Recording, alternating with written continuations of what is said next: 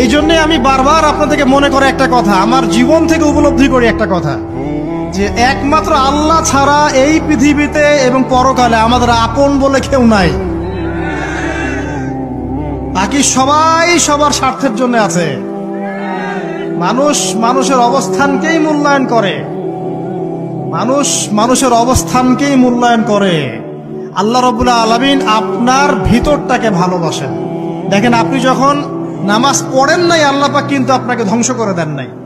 আল্লাহ পরম করুণাময় আপনাকে হেদায়েত দিয়ে নামাজি বানিয়ে দিয়েছেন।